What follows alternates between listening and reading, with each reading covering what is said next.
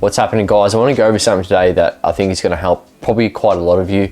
And if you're not at the position yet to benefit from this, I'm sure one day in the future you're going to be. So what this is how to quit your job in a few simple steps. Now, simple and easy are two different things. These steps are simple, but it doesn't mean that it's an easy thing to do to quit your job. It definitely isn't. It wasn't for me, but the reason I want to discuss this is because it holds a pretty special place in my heart, because it was a point at which my whole life completely changed. The day that I quit my old job is when my life completely changed. It's when I really started to go heavy on personal development. It's when I started my business, and pretty much my whole life improved, because I was working in a job that was making me absolutely miserable.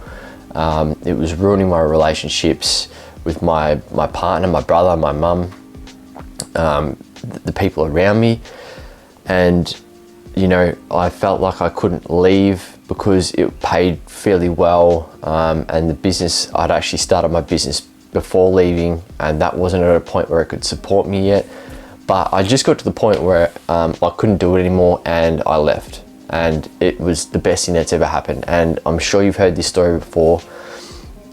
Because it usually is. If you've got that entrepreneurial tendency and you're feeling something sort of pulling you towards starting a business, you should just do that, to be honest. And there's a lot of research in that, and a lot of the times it goes really well. If you want something,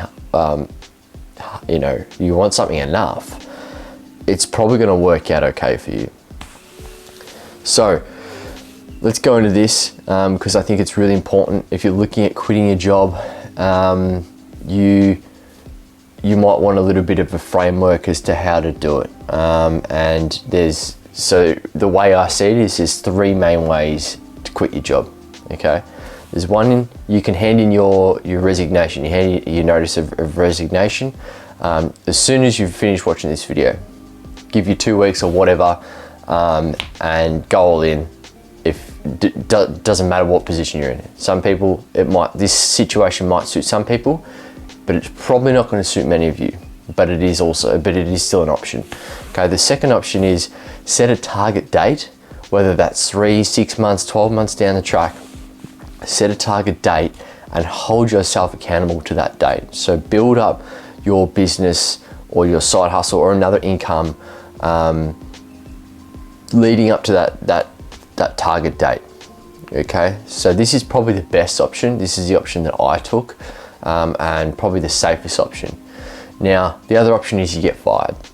Now, that's pretty much the three options there. I would say option 2 is the best. You want to probably set a target date, and work towards that, and you want to hold yourself accountable. It doesn't mean you have to quit then, but you really should be aiming towards that. You don't want to be letting yourself off the hook. Like, if you set yourself a 6-month target, like, you don't want to get to that 6-month target and be like, I've done no work, I'm gonna have to push it out 6 months more, because you're just gonna be miserable for another 6 months. You might as well just work and make it happen. All right, so you can play with those as much as you like and work out what one suits you. Now I'll go into the steps of like what you sort of need to make happen leading up to that date. Okay, so you want to set your income target. You want to work out how much income you're making in your side hustle or your business to make that target date doable. Okay, so you want to figure out, and you probably want to work out your numbers a little bit better. Don't work on turnover. If you're running a business, you probably already know that turnover is or revenue is a pretty bad metric to go off, because there's quite a lot that comes out of that revenue and deducted before you have your income at the end of it. So if you want $1,000 a week income, the business is probably going to have to make $2,500 a week, because there's a lot that's taken out of that. Your expenses, your taxes, all your everything, GST, there's lots that come out of it. So work out what your income replacement target is, and work out how much the revenue needs to be to get you that income. Okay, so that's the first one. Second one is you want to plan everything, you want to schedule everything in and just take massive action. Okay, so this is like the point at which you need to sit down and you need to work out what exact steps, things like how many hours a week can you dedicate to building this business on the side of working your full-time job, and you need to make notes of all this. Don't just store it in your head, write it down somewhere. Figure out what times of the day are going to work best for you to complete this work, whether it's in the morning. I tend to film these videos. It's 6 o'clock now, I was up at 5.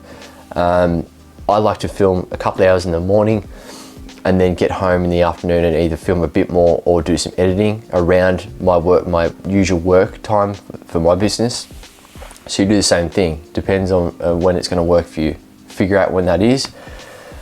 Also, another really powerful thing is you want to speak to your friends and family about what you're doing. Get them on board, get their support, and also get their accountability. So like if you're getting lazy, give them the okay to hold you accountable, you know, give you a kick up the arse to try and keep you moving towards this goal that you've set. And the next one, make sure you're holding yourself accountable. So make sure you're completing a minimum amount of tasks to help you continue to move forward towards this goal every single day or every single week. Okay, now next step is setting that specific quit date. This is really up to you, and it all depends on where you're at now, and it all depends on how fast you want to move. Okay, so this is where you need to sort of take that planning step that we just went through and work out how long is it going to take to get to that income target, and then maybe bring, you know, my opinion, my idea would be to bring that quit date forward a little bit and put a little bit more pressure on yourself. It doesn't mean it has to happen then. Maybe you need another month, but it's always good to put a little bit more pressure on yourself. Okay, so set the quit date, put it in your calendar, put it in all your calendars on your phone, whatever's going to work best, but it needs to be in front of you. If you've got an office or a bedroom, put it up on the wall somewhere. It just needs to be constantly in your head. Okay, now once you've got all that sorted, you want to focus most of your time on just important tasks that generate income in your business. There's a lot of crap in business. There's a lot of things you can waste your time on. You know, you could spend hours on designing a logo, you can spend hours on designing a website. Now obviously it's all dependent on the type of business you're running. If your business is an online business, maybe a website is super important.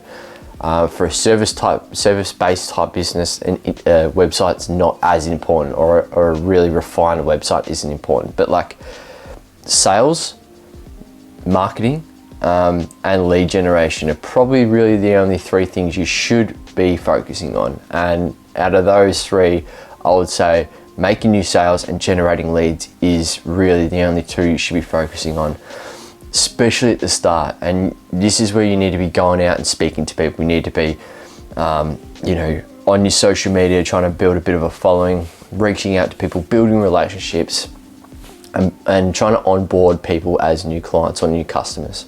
Okay, so that's pretty much what you need to be focused on right up to that point at which you want to be leaving, because that's going to get you to your income target as fast as possible, and that's really the most important metric you're working on. Once you're there and you jump over full-time in your business, that's when you can start focusing on like your branding, and all the other things that come with running a business. Understanding your numbers, the accounting side, like all that stuff. It's really important, but you don't need to worry about it at the start. Okay, the next one, and pretty much the last one, is once you've got all that done, and you've reached that income target that you've set, or you're approaching it, you need to write your resignation letter. And then as soon as you click over that income target and you've maintained that for probably a couple of weeks to a month, it doesn't have to be perfect. Remember, it's, you know, as long as you can cover your personal expenses, if you've got a mortgage or whatever, as long as you can cover that, just to be honest, I wouldn't hold it off any longer. You know what you want. Send your resignation letter in, and don't look back. Okay, that's the hardest part, but it's like the fork in the road scenario. There's so many scenarios where people have like had two choices. They've taken whatever choice they've taken, and it's completely changed their life in a positive way for the rest of their life. So if you know you want to be in business and you've got a real passion about the type of business that you started, then just do it. You're just holding off the inevitable. You know, you're going to do it one day, you might as well just do it now. Okay, so that's pretty much the step-by-step layout of how I would go about quitting. There's obviously a couple little things in there that you might be able to change depending on your scenario. A couple of things to consider that I didn't cover in all that is maybe look at paying off any personal debt that you have. If you've got any loans for cars or whatever, try and pay that off. You don't want to go into business with debt and having to service, having like an expense that you can't afford at the start. Also try and find maybe a good mentor that is somewhere where you want to be. That's really powerful. There's a lot of people out there that you can go to find out exactly how they've done it. That's pretty much it, guys. Like if you're looking to quit your job, that's a pretty easy, simple layout framework of how you go about it. Like I said, if there's anything you want to add or change, obviously that's fine, but it gives you a pretty good understanding as to what you would do and what you'd think about when you're quitting. So good luck. If you've got any questions, feel free to chuck them in the comments or reach out to me. I'm pretty passionate about this. I think more people should be quitting their jobs because, to be honest, there's so many jobs out there that are making people miserable, and too many people are just accepting that and letting that happen. So hope that helps, guys, and we'll chat soon. Cheers, guys.